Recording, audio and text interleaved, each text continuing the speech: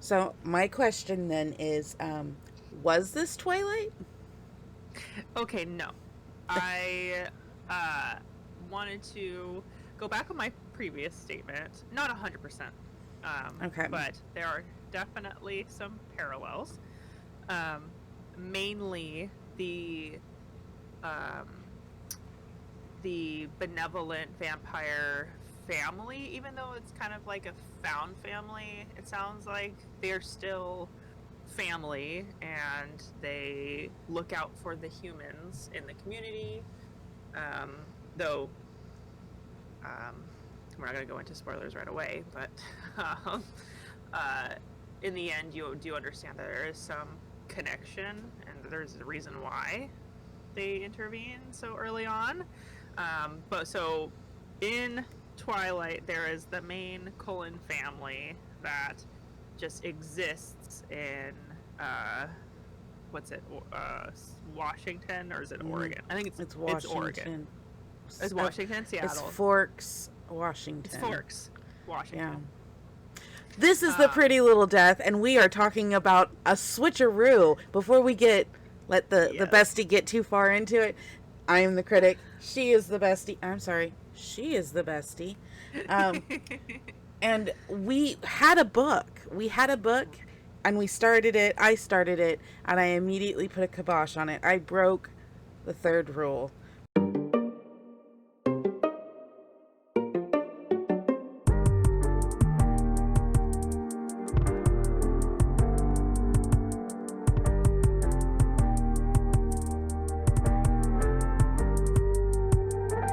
However, I did it for the betterment of the podcast. It was We did.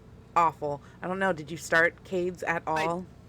I did, and honestly, by the title, not maybe not the title, but the cover, I was like, I don't know about this one, girl. And then I did get like maybe 3 or 4 pages in. I was like, what is this?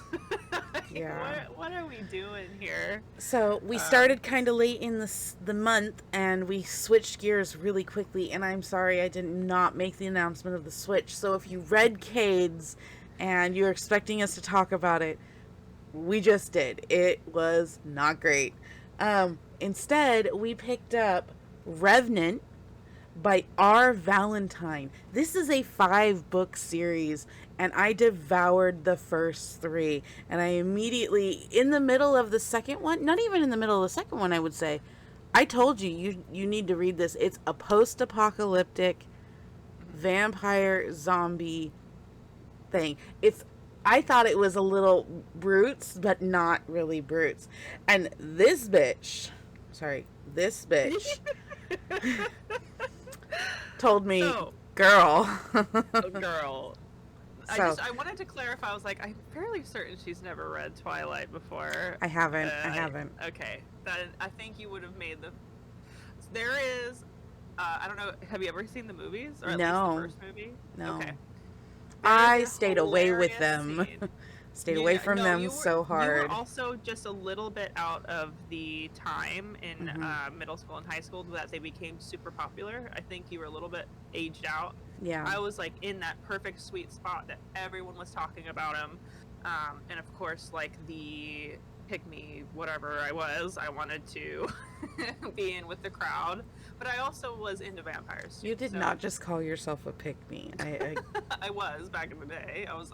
I mean, I was also a child, so um, but yeah, I actually loved the books when I was younger. Obviously, I haven't read them as an adult, and I never watched the movies. I think I saw the like bits and pieces of the first one, and then I Mhm. decided absolutely not. um, and so there is a hilarious scene where the female, both the protagonists, the Bella and Edward, Mhm. the main vampire, are in the forest, and this was pretty much just. I think it's either just before or just after. She confronts him about being a vampire, and he like goes in the light. And he's like all shiny. um, he also demonstrates his like speed of like running super fast. Um, and he's like, hop on or climb on spider monkey. And there is legit a scene very similar to that in this book, and I was giggling. I was like, ooh, hop on spider monkey. Oh my gosh. Okay, so I have apparently found in my scramble to give us another vampire book and hopefully tick some of the boxes for Cass. Found a grown-up, I hope, version of Twilight. It was a very similar in the beginning, and then to my relief, it is a lot different towards the middle and the end. So I mean, there's a lot of parallels, obviously. I mean, you have benevolent vampires that coexist with humanity. They were drawn out of hiding in order to help the humans of this world during this apocalypse, which was a viral. It sounds like a viral apocalypse. Think of I Am Legend, where there was a super cure to help keep the human populace long living and resilient to disease, and then the virus, like, it didn't mutate, but it had a bad side effect, and that was if you did perhaps die from like a gunshot wound or a heart attack or something like that, it reanimated the person and made them a zombie. So we don't want to give too much of the story away, but that is the setting of the world. It's also, if you are a huge fan of The Walking Dead, which I am, a huge fan, at least no, you're not a huge fan of The Walking Dead. You're a huge fan of Negan. Yes. Whatever. Okay, Jeffrey, actually, let's amend that. I am a huge fan of Jeffrey Dean Morgan and anything that he is in. He is in the new Walking Dead series as Negan, and he has a new reality TV show. It's like kind of a hide and seek type thing. I was going to ask you, are you going to be watching them? I want to watch the Walking Dead, the spinoff, but as far as the reality show, I'm not sure. I saw his face like flash for a second, and when I saw an advertisement, I was like, no way.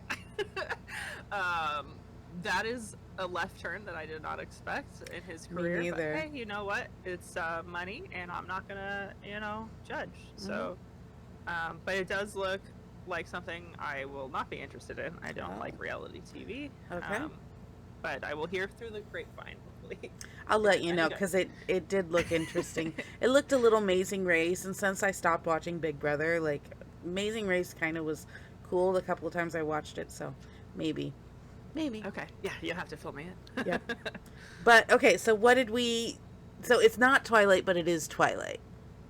It's got some similarities. It's not 100%. Okay. There's, like, obviously the Volturi, which is the main enemy vampire group, which is kind of what I thought this book would go towards, like kind of veer toward, is have the enemies not be some mutated zombies, but actually like vampires. But it is kind of anyways, but it's not like a whole kind of Illuminati organized group that it is in Twilight. So it's not that, unless it gets that later on, which it might. I'm probably not going to read the rest of them. Well, I finished book 3. Book 4 has not been released, and book 5 has not been released yet. So I'll let you know. Okay. But I did enjoy a lot of this. Like, I wasn't a perfect, like, 5 out of 5 for me. I just thought it was kind of funny. But also, the reason why I did enjoy this, I didn't hate it, but I had a good time. It was fun. The action was fun. Not a huge fan of the protagonist nor the love interest. So I think I just was kind of put off. They're just kind of like a little bit vanilla, a little bit white bread for me. So I was like, all right, but I'll watch. What did you think of the ending? I loved it. Was that like out of left field or what? It was. No, I don't know what I was expecting. Again, well, other than what I just told you, I think I was more expecting like a huge. Maybe we had a kind of imposter in the group, either in the humans or the vampires, that would then kind of turn an enemy. Mm-hmm. I mean, that kind of did happen, but not in the way that I thought. There was a raid that happened around on the whole kind of organized town. One of the vampires did, get got. Yep. Get got. I like that. Yeah, he got. And then and from what we understand, we had not seen what happens if a vampire does get got in this world. Like, nobody expected it. So, if you are interested in reading this, I highly suggest you do, because it is the ending is actually very satisfying in the aspect of a good cliffhanger. Yes. Because things are resolved, but things are really not resolved at all. No. And I do have there's one big major gripe that I do have, and it does regard the ending, but we can get into that later. But all in all, I enjoyed the ride. I enjoyed the interactions between the characters, because it was very much The Walking Dead. I've seen a couple. I think I watched up to the prison, so that's season 3 of Walking Dead. Those are some really good seasons. Those are everybody says those are the best seasons. The Atlanta, the farm, the prison, and then they're if you have to go more than there, fine. But those are the best seasons to watch. 100%. And I didn't even complete season 3. I don't think. The season 3 is the same season as The Town, isn't it? With the governor and stuff like that. Yeah. So the governor is resolved, and then they go to the prison afterward, I think. I thought the prison was during The Town, because the farm was before the prison. Is it farm, then prison, then town? It's been a while. I don't remember since I've seen the early seasons. So. Yeah. So because I thought the governor had dropped off for a very long time. I thought the Lori has the baby at the prison. Okay, so I guess maybe I stopped watching at the beginning of season 4 because they lost the prison, and I thought that was because the governor let loose the debtors, basically the walkers, in they crashed through the gate and then just opened up the back of a truck and let them in. So maybe that's where I fell off. I think that is what happened. Farmer, what was his name? Farmer Rick. That's the season I stopped. It was with Farmer Rick. That was a good season. I like Farmer Rick. So but it is a slow one. It is a slow season. So with The Town, I actually kind of like the idea of the town. The town, me too. That seems plausible to me. Yeah. The town is secure. They have rules. There is a leader. I kind of like Hendrix. I think that was his name. I really liked him. I really liked him. I loved the little merry band, even though it felt like most of the book everybody just stuck around in the diner. Yeah. And I didn't find the female main character, I can't even remember her name right now. Abby. I didn't even find her insufferable like I normally would in these kind of situations. She's not insufferable. She is a little boring. She likes her life as it is. She has her job. She just wants to do her job. But I mean, I'm kind of I like that, because I kind of am the same way. Just let me do my job. Let me do my downtimes. Leave me the hell alone. Exactly.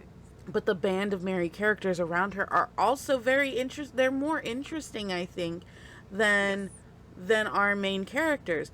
Silas is absolutely, he's hilarious. I love Silas. I think he's my favorite. Oh my gosh. I know you don't want to continue this, but you should, if for only Silas.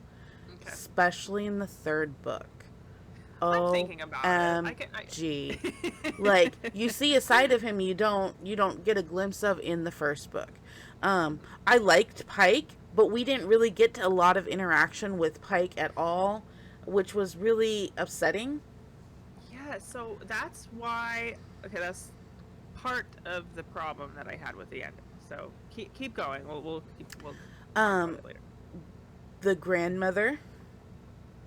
Oh, if I could, like, honestly, I was pegging her as the covert op of the whole group, because Yeah. like that woman was Teflon. Nothing stuck to her. Like, Yes. not a bad attitude, not a raid on the town. She was never hurt. She was never put in danger. Which, I mean, I guess I'm conditioned from like dark books to expect everybody to be either in danger or violent in some capacity. But not this woman. This woman was fantastic. Um, She reminds me of later season Carol. okay. So that's when I was reading her. I'm like, oh, that's Carol. Yeah. Later season Carol.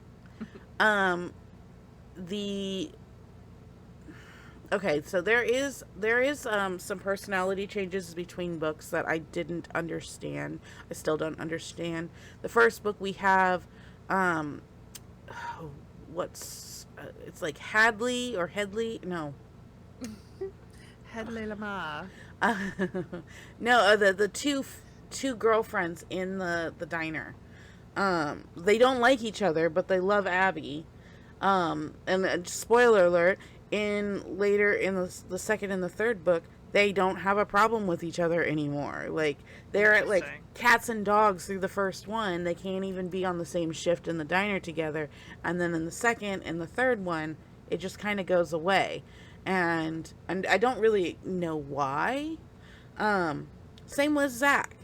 Zach has his big reveal towards the end, like the last quarter of the book. Second and third book doesn't even come up. Like, our Abby doesn't even act like it's a thing anymore. She just continues on like it had never happened. This whole confrontation had never happened. Um yeah, so those are really my gripes. I thought overall, like, there was a lot of things that happened in this book, but at the same time it was also slow, and I think the book was just under 300 pages long. It wasn't that long. I think it was at least Let me maybe pull it up, because with my font. I thought it was like 370 or something like that. maybe it might be different for you than it is for me, because I have that big ass screen and I have tiny little font, because I That's don't true. want to waste time turning pages. Turning pages. I watch. Sometimes it's 2 or 3 pages per page for me. It's 299 pages, or I'm sorry, 399 pages in the first book. Second Okay. book is significantly shorter. Okay. Third book is significantly longer, almost 800 pages. And I could not put it down. I think I told you, hey, I finished the second book, I'm on to the third. And like later that night, I said, I'm finished with the third. I could Dang. not put it down. There is such a roller coaster in that third. I don't want you to read it because you have to read it. I obviously want you to read it if you're enjoying the story. But that third Yeah. book is a doozy. So I don't know the spoilers for them, but I do know, at least based off of the reviews of these books, the first one is the lowest rated on both Yeah. Amazon and on Goodreads. Yeah, I saw that I'm too. I'm like, okay, well, if the story does pick up more, then I will continue this. So Because we are. yeah. Oh, well, and okay, so here's the other thing. So the first book has 390. I'm looking at it right now on the Kindle Scribe. Nice. Um, Yeah. So 391 reviews. It sits solidly at 4 stars. Book 2, okay, which, oh, I thought it was shorter. Book 2 is 462 pages. It might have been shorter for me because I do have the big Kindle. Um, Book 2 was published in 2021. Okay, only has 141 reviews, 4.5 stars. Okay, Okay. Book 3, also published in 2021, 779 pages. It has 117 reviews. It is almost 4.75 stars. It is, oh my gosh. Yeah, it looks like it picks up and the story does get better. So Yeah. I will be continuing the series. At least I'll try the second one and see how I feel. Okay. um, yeah, we'll see. Yeah. I don't know. I had. I mean, obviously now I'm craving watching and reading The Walking Dead again because that's what made me excited reading this book. I was like, oh man, I do love this series. Well, so maybe much. okay. So I did like the first couple of seasons of Walking Dead. I know it's from a comic book, and we can talk about that in the post show because that leads right in. Maybe we should do like a watch session or something like that. Invite those who want to on the Discord. We are about halfway through our podcast today, so we're gonna just pitch ourselves. Join us on the Discord. We are still looking for co-hosts in our co-host pool. We are also talking about doing some other things like play with us or watch with us, where we can just sit and yak. You guys don't ever see him, but we have a mod that we like watching television shows with. He tends to be quiet unless he's like low on sleep, and then you can't get him to shut up, and it's freaking hilarious. Angela, we love you. That sounds like something we could possibly do, is if we get people we could do it ourselves. It's not like we haven't before. But watching Walking Dead together, because that's one of the things that I think we enjoyed doing before the pandemic and we haven't really picked up again, is watching movies and shows together. I think the last one we did was the awful Game of Thrones ending, and I think we were all so upset about that. We didn't really sit around and talk too much. At least I don't remember us talking too much, other than saying, we can't see anything. What the F? Yeah. Well, we also tried Yellowstone too. Yeah, but I meant in person. In person. Yeah, you're right. In person, I think that was the last one. And oh my gosh, that was awful. It was so bad. Obviously, y'all know how bad it was. It was so bad.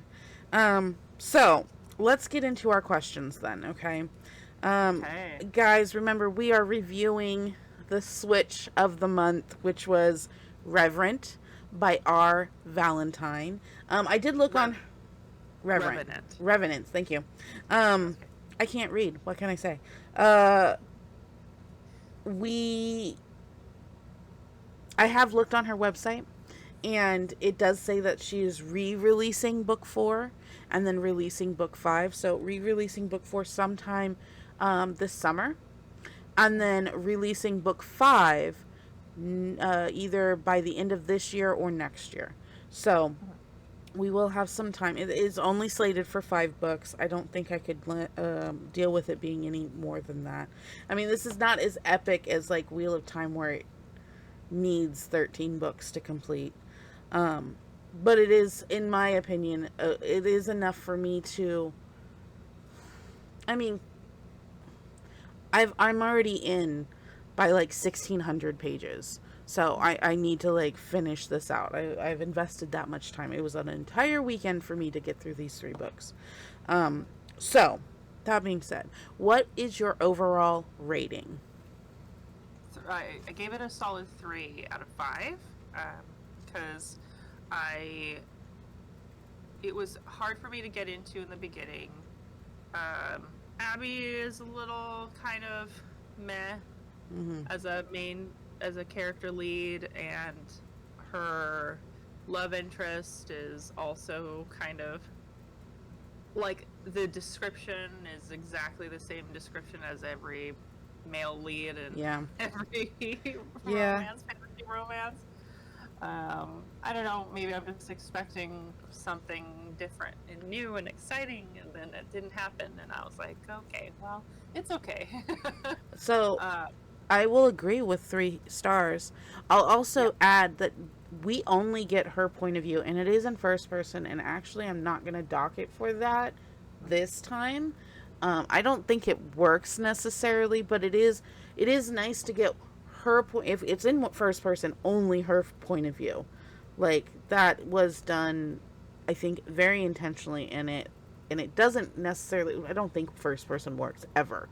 Not unless you actually know what you're doing. And I will say that a lot of these armchair authors don't know what they're doing, and maybe they took a writing class sometime in college and then just didn't finish it or something like that. But the fact that it is first person and only her first person, that is okay. It works for this story, kind of. But I give it a 3 as well. I agree. He is white bread through and through. He's not very interesting. Don't know why she's she's not even interested in him at the very beginning.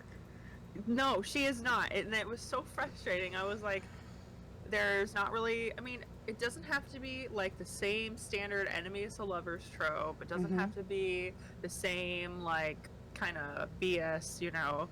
She does have an instant attraction, but it's not, she's down to obvious. She's down to get down. I'm trying exactly. I'm trying to keep my language PG. She's down to get down, but she admits in her inner monologue that she's down to get down with anybody. Like and I quote, "A girl has needs," and she has not been shy in getting those needs met. So I props for that. Snaps for that. Okay, shoot your shot. You know. But he is very white bread. Very. They weren't exciting, and then when they finally, you know, do the deed, it's like, okay. And then, okay, so let's get into, I guess the questions were that was your first question, so that was your overall rating. So number 2 is if there are corrections, what would they be? Okay, so my gripe is the ending. Right. And, okay, did we establish her age, Abby's age? She's like 30, or late no, 20s. 20. I thought she was like 24, 25. Okay. Yeah. For some reason, it's sticking in my head that she was late 20s only because she was talking about the kids thing, and then she was like, maybe not. And, maybe she is 25, I don't know. But anyway, old enough to have the conversation about who she is about 1,000 times over. Yeah. There isn't a good excuse, and I can't come up with one. Right. Not a good excuse for her mother to hold that information back. Nor a good excuse for, is it Ethan? The male lead? Yeah. Ethan to keep that information about the Revenant secret. Yeah. Especially when they're being adults and they're so mature in every other aspect of this book. Yeah. There's not, I will say there's no forced drama, like right. Nowhere. Oh my gosh. That was a breath of fresh air. Oh my gosh. The manufactured drama in a lot of these armchair books is so flippin' frustrating. Like, I will stop and like take a breather because it's so thick. For those who are listening to the podcast, I just have my head in my hand because like I can't even describe how frustrating it is. And I know my husband, if he were not trying to be polite, he'd be like, "How frustrating is it?" It's so how frustrating is it? There you go. Yeah, there it is. I have my own live soundbite board. It is very, very frustrating, and it's not in this. And I enjoyed that aspect so much, incredibly. Yeah, it was really good. Things were handled in a very adult, maturing way, and I think it also is a reason they survived this long. In this apocalypse too, because they have to be calm and calculated about every decision too. So, I mean, I'm rambling now, but anyway, there is not a single reason, and I even wrote it in my notes that I don't have in front of me right now, but I wrote in my notes, I was like, the only way I can see this being changed is if she, for some reason, the mom had huge prejudice against vampires, or maybe not, or trauma, or somehow her father abused the mom or something like that. Again, trauma. The excuse work. Right. by not telling her anything. And then also maybe having conflict between Ethan and Abby together before the big reveal. Yeah. Because I don't know, and maybe like correct me if I'm wrong, but there really wasn't any conflict between the two. No. Kind of was just all hunky-dory, hunky-dory, hunky-dory, yep. Natural progression. She did have a problem with him not letting her do her job, one of her jobs, I suppose. Like, right. He had a problem with her going out on the teams to either... Yeah, because he's a macho vampire. Right. Yeah. And he's feeling his feelings, and good for him, snaps to that. But, like, she has lived in this world without him beforehand, and has survived, and she knows what she's doing. She is very skilled. They illustrate that. She's not really braggy about it either. Very nice. Love that for us. I would say my correction though is actually, I'm gonna tag on to yours. It is so mind-boggling that they would keep this, and not just her mother, and not just Ethan, our main male character, because he finds out right away. Like, it's like, we don't even know, because again, it's all her point of view. We don't even know when he finds out. We just know that he found out, and it happened as soon as he came into town. A town which bans vampires, okay, as a rule. No bleeders, they call them, or no feeders. I'm sorry, no feeders. No feeders. But not only does her mother keep this secret, but so does Hendrix. Hendrix knows. Now, again, it could have been it would have been explained a way better if it had been a trauma thing for the mother. Maybe even a trauma thing for Hendrix. Hendrix has a reason that he doesn't like feeders either, but we never find out what that is. At least not so far that I've read. It's not a thing. Abby was old enough when she came to town. I think she was 8 when her mother and Zach were rescued by Hendrix and brought into town. That she, like, everybody knows her. Everybody treats her like Hendrix's daughter. Hendrix treats her like she's his daughter. She treats him like, he's her father. They have a mutual respect. But somehow that respect does not, extend to, oh, by the way, there's something not quite right with you. That could, like, when the secret came out, I was like, you guys don't think this could be a dangerous thing to just hold on to?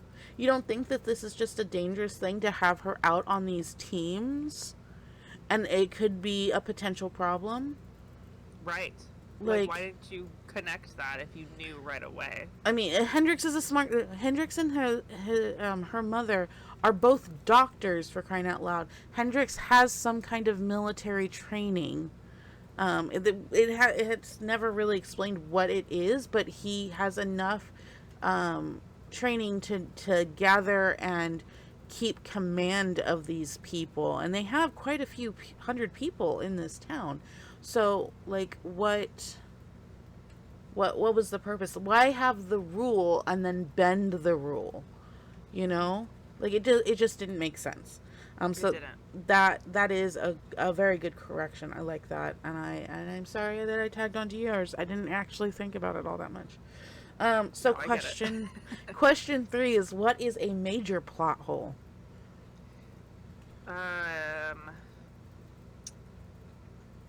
I mean, I guess maybe the politics of the destruction of humanity, I guess.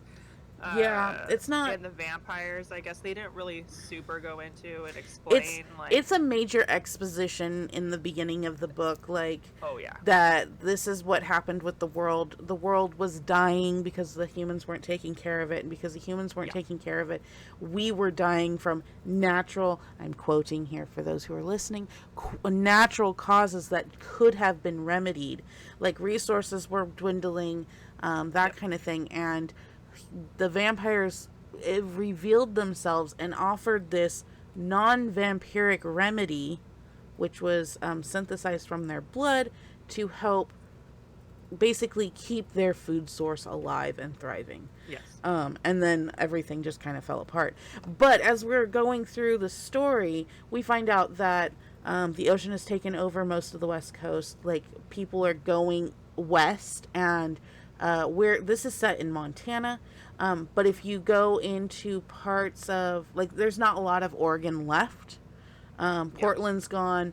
They were talking about you could go to Seattle and see skyscrapers in the ocean, and somehow, I don't know if this is in the first book or maybe the second one, but somehow the lights are still working in the skyscrapers, and the upper, you can see the lights underneath the water basically. Yep. Inside some of these skyscrapers, and they're not quite sure how people are living there, but they do know people are living there. They just never saw any. The teams that went out there never saw any. It kind of makes sense. Like, Seattle's basically right there in the water anyways. But you can't go far into Washington or Oregon and not meet the ocean right away. California's completely gone. Parts of Nevada are underwater, but not too much, because the Sierra Nevadas kind of stopped a lot of the destruction, the natural destruction. So we're kind of in an isolated area. Humanity has found that they survive longer with the biters, and I can't remember what they call them. Kooks. Yep, the kooks. Such a weird name for them. It is actually, I think, and correct me if I'm wrong, audience, but I think kooks is an old name for zombies back in, like, the 1950s era, like with the what's it called, House of the Living Dead or something. Yeah. Like that, the original zombie movie. Yeah. I think they called them kooks back then. Okay. So, but then they gave another description because it's they're kooky humans that have been reanimated. Right. They were originally kind of insane, so they just assumed that they were just alive still, but insane because of the virus, and then they realized later on that they were actually dead. Yeah, there's no heartbeat, there's no breath, nothing like that. So yeah, because of that, cities are treacherous. You don't want to go near them. And zombies are not the only thing, because we all know this. We've all seen zombie movies and horror stories like this for years now. Cities are not the only... In cities, zombies are not the only thing you need to fear. Humans are also dastardly too. So these teams go out far and wide searching for supplies and survivors that are not part of these gangs and stuff like that. But there's not a lot of safe natural places for people to live, except for in rural and mountainous terrains. So we know that there's an international group of vampires that kind of patrol their own people. And I think my plot hole in all of this is, I know I cut you off from yours. I'm so sorry. My major plot holes is we hear about this international group of vampires policing their own people and commingled settlements, and they've obviously heard of the town that our main characters have established, but like, why are there all these like people to trade with? And the vampires haven't ever associated with them. Like, these are big deal names that they go out and seek and stuff like that and get help from, and nobody has actually touched base with the International Vampire Council or whatever the hell it is.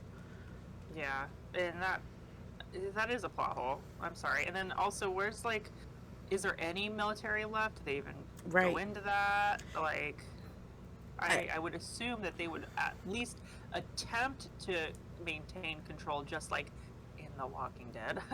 Right. In every zombie movie and show that has existed in the United States. We have a huge military here. There would Mm-hmm. be a military presence, or at least a remnant of that. Right. Um, Well, I mean, so if my very, very limited knowledge of just basic militaristic society in our society, there's a reason for a chain of command. If something happens, you still have somebody to report to. You still have, you still have orders. There are um, contingencies in place in case something, not a zombie apocalypse, but in case something happens, there's always somewhere to report, something to do. That's not to say that human nature doesn't always take over and people go right. AWOL. Um, Yep. you got to remember a lot of, well, right now in the common era that we're in, the U.S. military is a volunteer thing. And they we have our military that way because the thought is that if your heart is into the reason for you being there, if you are all in and you are volunteering for it, that means you're going to be more dedicated to your job, your You're you a know patriot. your orders. You're going to take that a little bit more seriously than if you're forced to do it, so yeah, I would agree. Yeah, that is a major plot hole. Where the hell is our military? Um, I don't I don't doubt that somebody somewhere went, oh no, every man for themselves.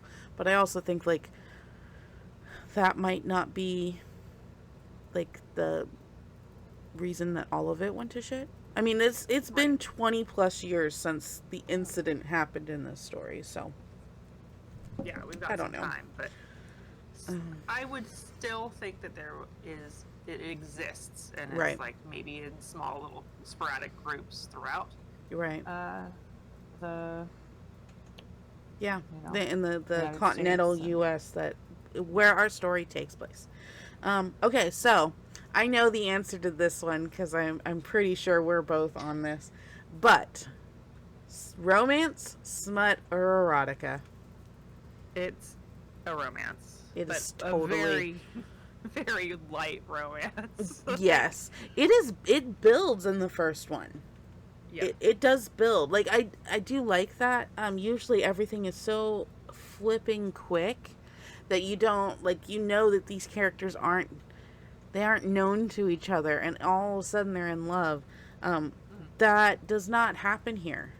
Like we said, she does not like just jump on him No, the minute he shows an interest. And I think that's awesome. Like it's a me little too. realistic. It is very realistic, and maybe that's the reason it's so boring. But Maybe, no, maybe. it's for me. But no, it's realistic. It's good. I think maybe my problem is their chemistry. But Hmm. anyway, as far as this story is, it is a romance. Yeah. Definitely, I think most of the spiciness is behind closed doors, and there is, I think, one spicy scene I think that there's I remember. two.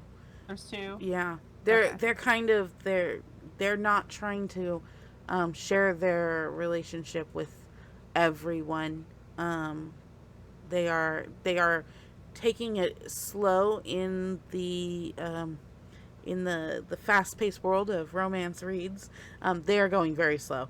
But Yeah. I like that because there's other things going on. Like she even says a couple of times, like, yeah, the world has ended, but we still have jobs to do. We can't just get Yeah. swept away by this. So I like that. Oh yeah. They live in an apocalypse, and their priority is not the romance. Their priority is everything else. So Yes, because it's they are survival. responsible for other people's lives. Yeah. Okay, so here's your freebie question. What do you have a question for me? Since I've been asking the question, do you have a question for me? Yeah, I do. So, if you were to exist in this world, um, would you want to be exposed to vampirism, or would you want to be turned in order to survive? Or what would you think? So that in the context of this book, I don't think it matters either way. No. No. Because of the virus. Yeah, because of the virus. It doesn't matter. It doesn't matter if I'm a vampire or if I'm human. And like there are inherent risks. He tells her there are inherent risks if he turns her. Turning is not guaranteed. Um I don't remember why they were talking about. I think she was just asking about like, okay, so stories about vampires, is this true and this true? And he just tells her, Yes. he's like, it's not guaranteed that you would become a vampire. Like, they are more resilient and they are faster. They have better reflexes, and that is a plus if you are fighting the dead, like he and his team are. But I don't see that. Not in the capacity that I think I would play in a post-apocalyptic setting. I don't think I am someone who should be going out on runs like she is. I don't think I'm the person that you would want want out there. I'm pretty sure I could get the job done if I needed to. I've always recognized that my place is probably homesteading, not team leading or even being part of a as an outreach team. I don't think that I would do well in that. I'm going to be the one that's organizing at home supplies, making sure things are getting done. My knowledge of history too would probably be more of a benefit back at home, teaching children so that the human history is not forgotten, because that's something that as a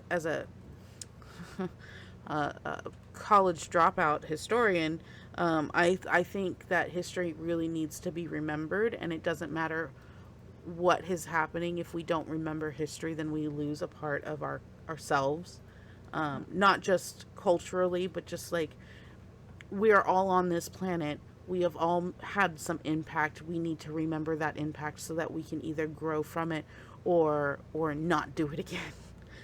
Right. So I think that's where my place would be. What about you? I do see myself maybe out as part of a group as one of the. I can see you as like a medic. Yeah, I could do that. But as far as protecting people, I would want to do that. If I was strong enough. Yeah. In my state that I am now, probably not. Yeah. But if push comes to shove, I would probably start trying to get into shape and like really. I was even it thinking about that seriously. aspect. Fuck. If the zombie apocalypse happened tomorrow, I am screwed. I'll live for a while because of all the fat I have around my hips and my tits, but like I'm a dwarf. I sprint. I'm horrible over long distances. No, like I need to work on my cardio. I do see you in a tactical support type, because you do have that medical knowledge. I have more of like the home cures kind of thing. So like, yes, I would be good for, like I said, at home. Like, yeah, I could caveat to that. I am good in a stressful situation where shit needs to get done. I can get it done, but I'm gonna fucking fall apart later. Pardon my French. I'm gonna fall apart later. Like I am. It's I the think, ADHD. We handle emergencies, and then we crumble apart later during the slow times. Yep. When everything is done, that's when we fall apart. Yeah. No, I can see that. So my freebie question for you. Okay.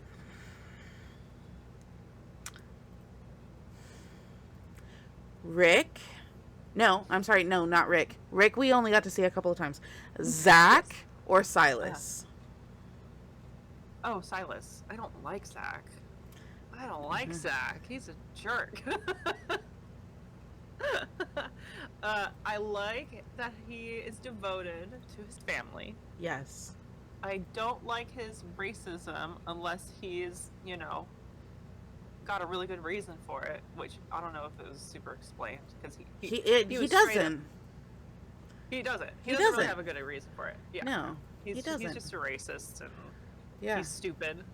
I don't like him. Yeah. He's passionate, I guess, if you want to go there, but No, I don't like him.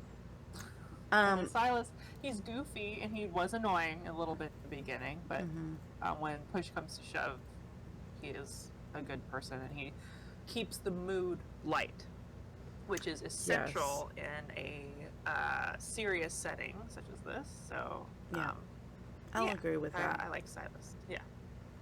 All right. Well, guys, that was Revenant. Revenant, yes. Revenant. I told you I can't read. By R. Valentine. We will be expecting a 4th book soon, hopefully, if the website is up to date. I was checking on the blog. I haven't seen anything in the last couple of months on her blog about the next book, but she could be writing. Those who are interested, we are expecting our next Roots of Bristol Brook in June, and that is going to be our June read. It's going to be super late in the month, guys, so I don't know if we want to push out. No, we should keep our 24th date. It's supposed to come out on the 17th. Then it should be fine. Yeah. I know what happened with you in the second book. You are going to devour it in one setting. You're going to be like, sorry guys, can't do a D&D tonight. I got a book to read. Deuces on that. Cass, do you have any recommends for me? I don't. Really? Okay, that's fine. I'll give you something. Give me something. Hold on. Lay it on me. I'm pulling it up. The tablet just went dark again, so. I'm sorry to put you on the spot, but no, it's fine. I mean, I read a 6-book box set in just a couple of days, so like, I got some books for you. Okay. Yes. Actually, nothing good. Now that I think about it, nothing good.